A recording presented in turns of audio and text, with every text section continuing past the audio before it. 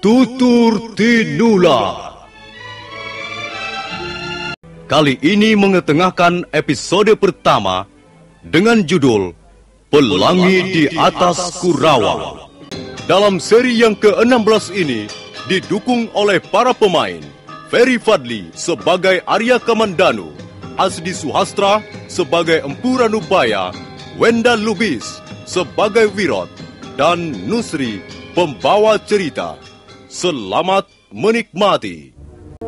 Manusia bercadar itu duduk dengan tenangnya sambil menimang-nimang batu nirmala. Arya Kamandanu sangat kesal, merasa dipermainkan. Hei, orang bercadar! Kau jangan mempermainkan aku. Kembalikan batu nirmala itu. Anak muda, kalau kau menginginkan benda ini, kau harus mau berkeringat lebih dulu. Tak ada hasil yang bisa diperoleh tanpa cucuran keringat. Apakah mencuri milik orang lain juga bisa diartikan cucuran keringat? Kau cukup cerdas, anak muda. Tapi bukan kecerdasan yang ingin ku ketahui darimu, melainkan keberanian, ketekadan hati dan semangatmu. Untuk apa kau ingin tahu? Tentu saja untuk tetap memiliki batu nirmala yang indah ini. Hei, tunggu!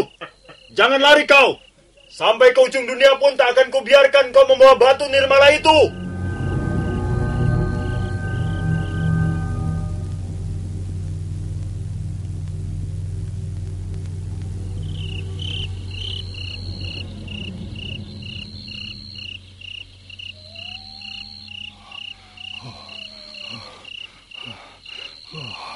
Kemana larinya orang itu tadi?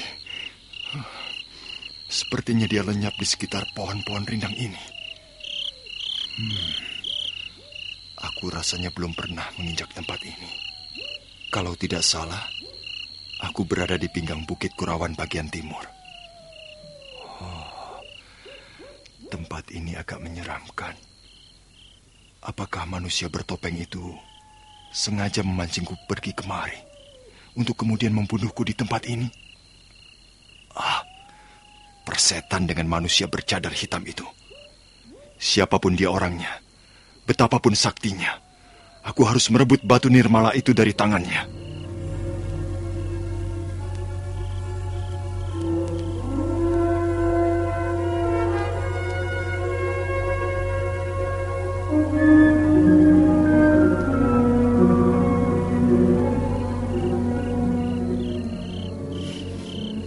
Arya Kamandanu terus menyusuri pinggang Bukit Kurawan yang banyak ditumbuhi pohon-pohon perdu. Dia tak peduli gelapnya malam, hampir membutakan matanya.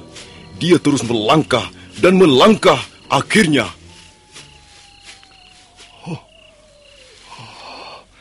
Tempat ini menyeramkan sekali. Ada sebuah batu besar, bentuknya menyerupai payung raksasa. Apakah manusia bercadar itu perampok dan tempat ini merupakan sarangnya? Aku penasaran. Aku ingin tahu lebih jauh mengenai tempat menyeramkan ini. Barangkali di balik batu besar ini ada jalan tembusnya. Baru saja Arya Kamandanu akan beranjak, ketika mendadak muncul sebuah bayangan dari balik rimbunan daun-daun pohon. Bayangan itu langsung menyerang.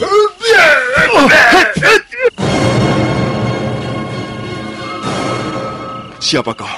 Mengapa tiba-tiba menyerangku? Kau pasti bukan orang yang punya maksud baik. Aku akan melayanimu.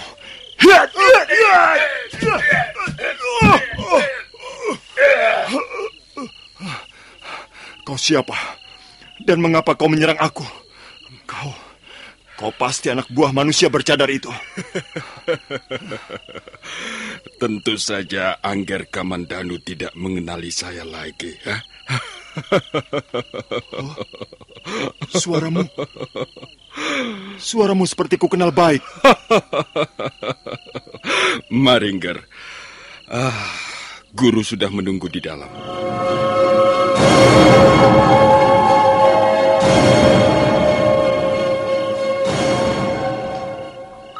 Oh, jadi orang bercadar hitam itu adalah Paman Ranubaya. Kau kira siapa? Jadi Paman juga yang dulu pernah menasihati aku waktu aku baru saja mengalami peristiwa di Candi Walandit. Sudahlah, Kamandanu. Aku tidak bermaksud apa-apa kok. Aku hanya ingin supaya kau tidak tercekam oleh peristiwa yang menyakitkan. Lalu akhirnya kau menyia-nyiakan hidupmu sendiri.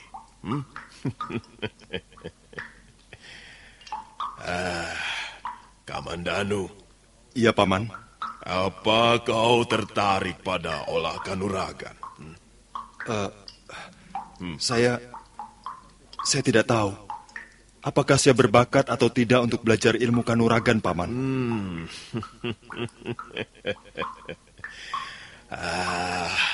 Apa kau pernah belajar dari ayahmu?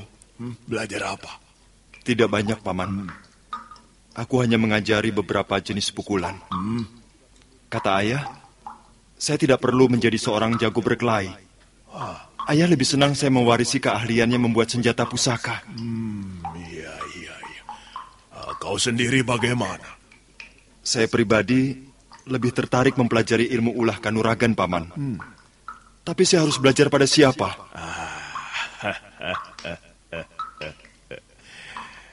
Bagaimana kalau kau belajar padaku? Paman bersungguh-sungguh? Kalau kau tertarik olah kanuragan, mulai besok malam kau datang ke tempat ini. Pengetahuan dan kemampuanku tidak banyak. Tapi ada baiknya kau pelajari sebagai dasar berpijak. Baik, Paman.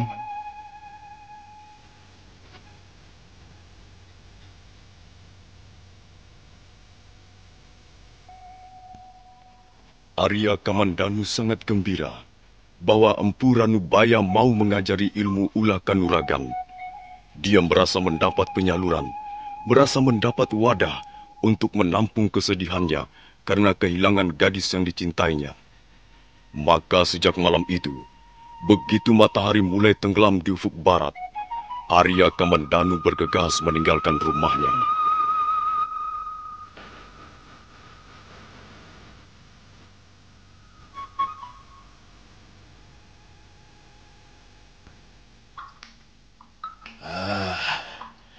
Dengar baik-baik, Kamandanu.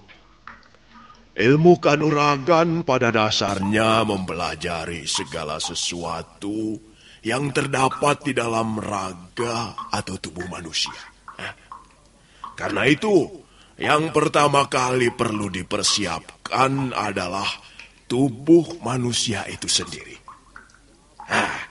Setelah tubuh siap, barulah belajar kuda-kuda yang benar. Kuda-kuda artinya dalam keadaan siap siaga. Coba, pamanmu Wirot akan memberi contoh kuda-kuda yang bagus. Wirot yang ikut mendengar pelajaran kanuragan segera bangkit, lalu berdiri dengan kedua lutut menekuk ke samping. Tangannya menyilang di atas dada. Itu kuda-kuda yang sudah banyak dikenal orang. Kuda-kuda erat kaitannya dengan jurus. Jurus adalah suatu rangkaian pukulan yang mengarah pada satu titik kelemahan lawan. Nah, pamanmu Wirot akan memberikan contohnya. Cukup Wirot. Nah, sekarang kalian berdua bisa berlatih di halaman depan gua ini, ya. Kukira tempatnya cukup lega untuk kalian berdua.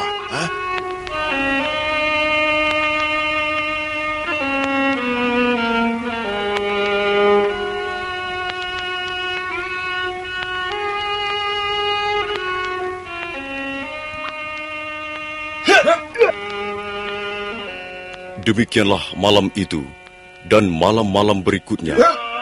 Arya Kamandanu sibuk berlatih ulah kanuragan dengan ditemani Wirat. Setahap demi setahap, akhirnya Arya Kamandanu mampu menyerap pelajaran ilmu pukulan 12 jurus milik Empu Ranubaya.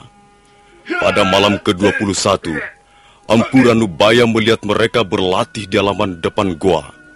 Setelah beberapa saat lamanya mengamati, Empu Ranubaya berdiri. Cukup. Hentikan dulu latihan kalian. Mari masuk. Aku akan bicara dengan kalian berdua.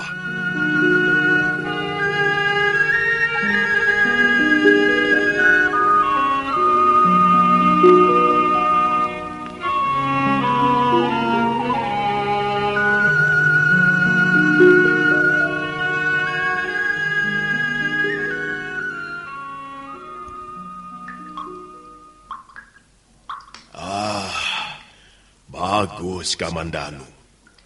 Kau sudah menguasai 12 jurus yang kuajarkan padamu. Kau tahu nama jurus yang baru saja kau perlihatkan bersama Wirot? Tidak, Paman. Saya tidak tahu namanya. Paman Wirot hanya mengatakan pukulan 12 jurus. Iya. Walaupun sudah lama Wirot mengenal 12 jenis pukulan beruntun itu, dia pun belum tahu namanya. Guru tidak pernah memberitahu namanya pada saya. Iya. Nah, kalau kalian ingin tahu, 12 jenis pukulan itu merupakan bagian pertama dari jurus Naga Puspa. Kedengarannya asing nama itu, Guru. Oh iya. Memang kedengarannya asing, karena memang hampir tak ada yang mengenalnya. Tapi Guru pernah mengatakan bahwa jurus itu sangat terkenal di kalangan para pendekar. Oh iya, tapi mereka hanya mengenalnya dengan nama pukulan 12 jurus. Mengapa hanya 12 jurus, Paman? Sebenarnya jurus Naga Puspa terdiri dari 35 jurus. 35 jurus ini dibagi menjadi 3 tahap pelajaran. 12 jurus yang pertama adalah tahap awal atau tahap pertama. Isinya hanya olah kanuragan dalam tata lahirnya saja. Nah, bagaimana cara menendang dengan kaki kiri dan bergantian dengan kaki kanan? Bagaimana cara menggunakan sikut, lutut, kiri kanan, kepalan tangan, telapak kaki untuk menyerang ataupun bertahan. Wirot sudah mahir sekali menggunakan ke-12 jurus itu, walaupun kecepatan geraknya masih perlu ditambah lagi. Lalu tahap berikutnya, Paman? Tahap berikutnya merupakan pelajaran yang lebih berat dan rumit. Tahap kedua ini terdiri dari 11 jurus yang memerlukan persyaratan istimewa bagi orang yang ingin menguasainya. Persyaratan apa, Guru? Orang itu harus lebih dulu menguasai ilmu meringankan tubuh, atau biasa juga disebut aji seipi angin. Mengapa harus memerlukan persyaratan itu, Paman? Karena untuk memainkan 11 jurus itu dibutuhkan kecepatan gerak seperti angin. Dan kecepatan gerak seperti itu tidak mungkin dilakukan oleh manusia biasa yang keberatan membawa tubuhnya sendiri.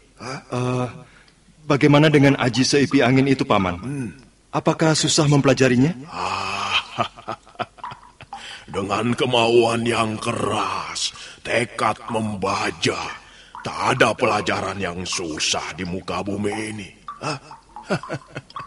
Nah, untuk bisa menguasai aji seipi angin, dibutuhkan latihan pernafasan dan pemusatan pikiran.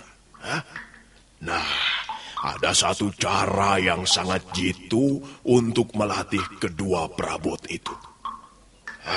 Besok malam, Aku akan memberikan cara itu untuk kalian coba latih dengan baik, ya.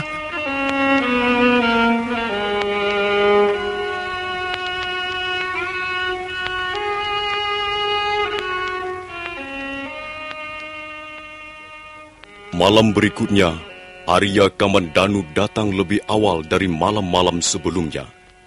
Wirot dan Empu Ranubaya sudah menunggu di halaman depan goa. Kali ini malam terasa lebih menyeramkan. Dada Arya Kamandanu berdebar kencang ketika Empu Ranubaya menyuruhnya duduk di atas tumpukan jerami kering. Nah, kalian sudah siap? Sudah, Guru. Sudah, Paman. Baik. Haji Seipi Angin ini dulu pernah diajarkan oleh almarhum guruku yang bernama Empu Sasi.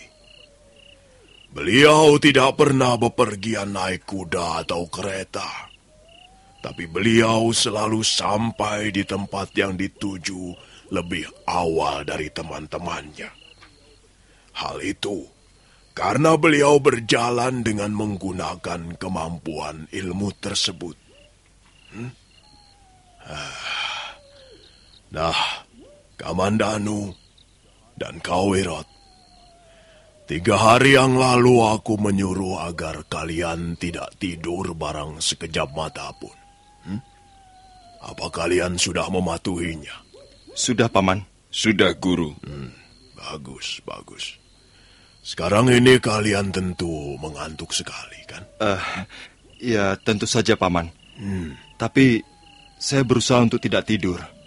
Walaupun mata rasanya seperti dibubuhi tumbukan cabai rawit saking pedasnya. Dan kalian tentu malas berlatih malam ini, bukan? Ya, sungguh nyaman rasanya untuk tidur dalam keadaan kantuk seperti itu. Nah, marilah ikut aku. Kemana, Guru? Ke tempat tidur.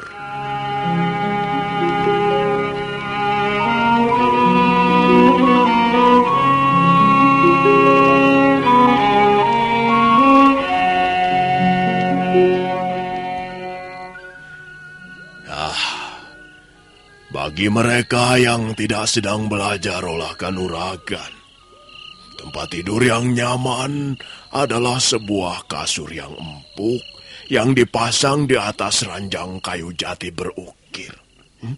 Iya kan? Tapi bagi mereka yang ingin menguasai ilmu Seipi Angin, tempat tidur yang paling baik adalah sebatang bambu betung yang tingginya melebihi pohon kelapa.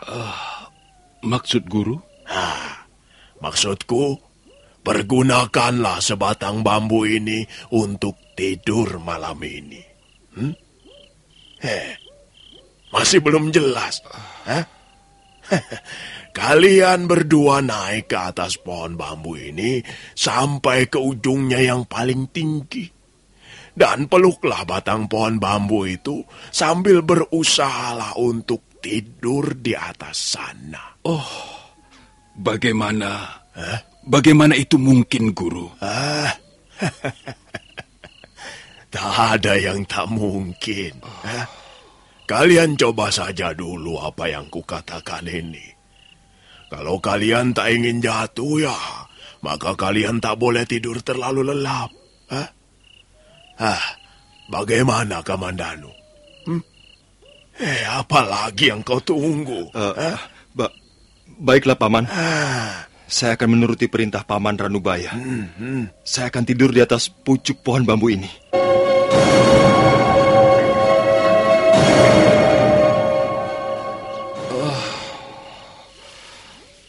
Tinggi juga batang bambu ini.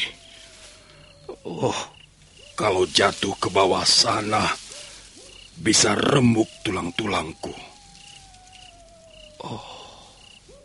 Apa maksud Guru memberi pelajaran seperti ini? Jangan-jangan Guru hanya main-main saja. Soalnya aku tahu watak guruku. Di samping suka angin-anginan, dia juga senang bercanda, senang bermain-main.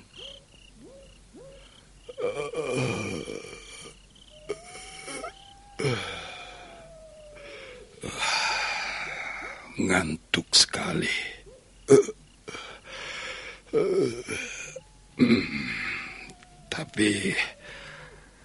Tapi bagaimana aku bisa tidur dengan cara seperti ini? Kakiku rasanya sudah mati dua-duanya. Aduh, sudah tidak merasakan apa-apa lagi. Keringat dingin sudah mulai membasahi pakaianku. Aku bisa terjatuh kalau terus bertahan. Maaf, guru. Saya tidak sanggup. Saya masih mau hidup, guru.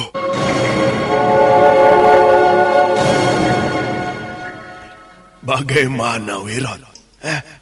Mengapa kau turun? Apakah kau sudah tidur terlelap di atas tempat tidurmu? Ampun, guru. Saya tidak sanggup, guru. Baik. Nah, mari ikutlah aku. Kau nanti akan melihat sendiri bagaimana ampuhnya kekuatan yang ditimbulkan dalam diri manusia yang mampu mengatasi ujian berat di atas pucuk pohon bambu. Empu Ranubaya lalu membawa Wirot ke tempat di mana Arya Kamandanu masih tergantung di atas pucuk pohon bambu. Dari bawah, nampak Arya Kamandanu bagaikan seekor kalong yang besar yang terperangkap jaring seorang pemburu.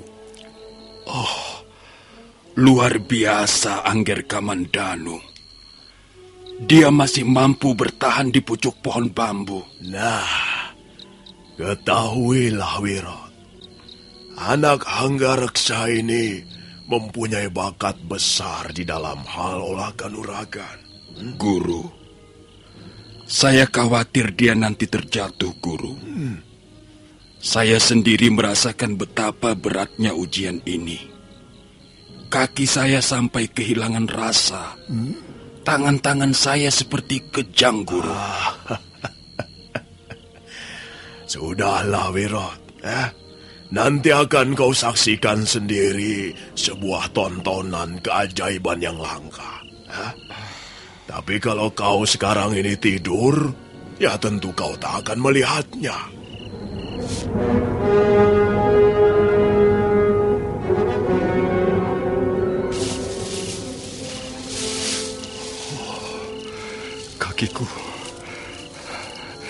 Kakiku sudah mengejang semuanya. Mengejang sampai ke jari-jari kaki. Apakah aku akan bisa lulus dari ujian berat ini? Bagaimana kalau aku sampai terlelap? Tentu tubuhku akan hancur berantakan di bawah sana.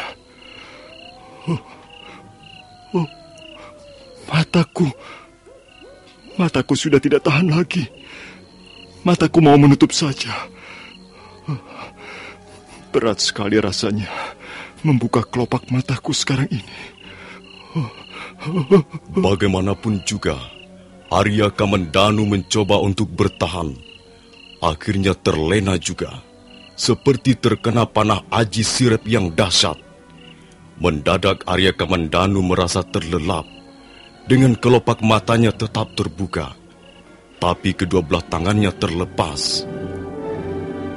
Arya Kamandanu tak lagi mampu bertahan di pucuk pohon bambu petung yang tinggi. Kedua tangannya terlepas dan... Nah, para pendengar sekalian, bagaimanakah kelanjutan kisah ini? Apakah Arya Kamandanu akan terjatuh ke bawah hingga tubuhnya hancur berantakan? Silakan menunggu jawabannya dalam episode berikutnya. Sampai jumpa.